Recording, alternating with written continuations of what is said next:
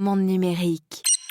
Comme 90% des internautes, vous utilisez certainement Google pour rechercher de l'information sur Internet. Mais est-ce que vous avez remarqué qu'il existe, alors non pas un Google, mais des Google?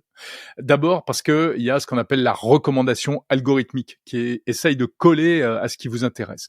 Mais surtout parce qu'il y a différents services de Google qui correspondent à différentes manières de trouver de l'information.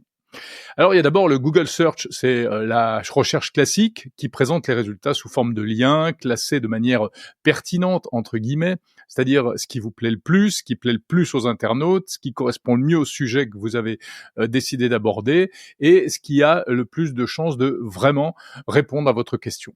Ensuite, il y a Google Actu, Google News. Quand vous faites une recherche, vous connaissez certainement cet onglet qui rassemble des publications beaucoup plus récentes, qui proviennent de sites d'actualité. Même si ça a été un peu dévoyé, Google Actualité, depuis quelques temps, parce qu'au milieu des articles se cachent en réalité maintenant des dizaines de publis rédactionnels qui sont des promotions publicitaires déguisées. Les éditeurs de sites web ont compris toutes les combines du référencement, le SEO, encore plus depuis l'avènement de l'intelligence artificielle, et ils arrivent à berner les algorithmes de Google. Donc, ils font des articles qui plaisent à Google, mais la plupart du temps, c'est de la pub ou en tout cas des offres commerciales. Bref, ensuite, il y a également Google Discover. Ça, c'est visible uniquement dans l'application Google sur mobile, Android ou iOS, et sur la page d'accueil du navigateur Chrome sur mobile également. C'est un fil d'actualité de contenus qui sont sélectionnés de manière automatique pour vous. Alors, il y a des news principalement, il y a également des vidéos, des articles longs, etc.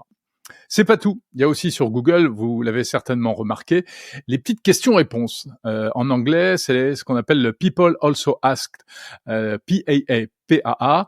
Donc en fait, ce sont des questions et des réponses tirées de des questions qui sont posées le plus souvent par les internautes et les réponses qui sont jugées les plus pertinentes.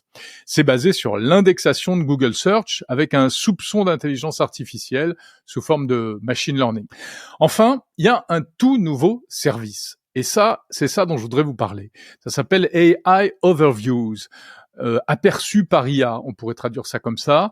En fait, c'est un encadré qui figure en haut de la page, devant toutes les réponses, et qui synthétise les résultats pour les rendre intelligibles grâce à l'intelligence artificielle Gemini de Google. Alors, par exemple, si vous tapez quels sont les effets du jeûne intermittent sur la santé, eh bien, Google va vous répondre comme ChatGPT. En fait, il va vous dire le jeûne intermittent peut améliorer la sensibilité à l'insuline, favoriser la perte de poids, mais des effets secondaires comme la fatigue peuvent survenir, etc., selon telle et telle étude.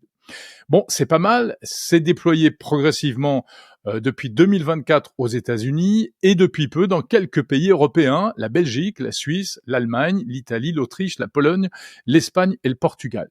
Mais pas en France. Et non, pas en France pour des raisons juridiques, explique Google. Comme par hasard, ça bloque un peu chez nous, car vous le savez, nous sommes très bien protégés par tous les règlements divers et variés. Bref, AI Overview, en tout cas, c'est la réponse de Google, en fait, à la montée en puissance des chatbots d'intelligence artificielle qui sont de plus en plus utilisés pour rechercher de l'information. Et oui, car aujourd'hui, eh bien, surtout les plus jeunes générations ont tendance à laisser tomber Google pour se rabattre sur ChatGPT. C'est pas bon pour Google d'un point de vue économique. Bref, revenons à ce AI Overview. C'est bien, mais le problème, c'est qu'il y a des petits soucis. D'abord, c'est pas fiable à 100%, puisqu'on le sait, l'intelligence artificielle a une fâcheuse tendance à halluciner, c'est-à-dire à inventer des résultats quand elle ne connaît pas. Elle ne dit pas qu'elle ne sait pas, mais elle raconte n'importe quoi.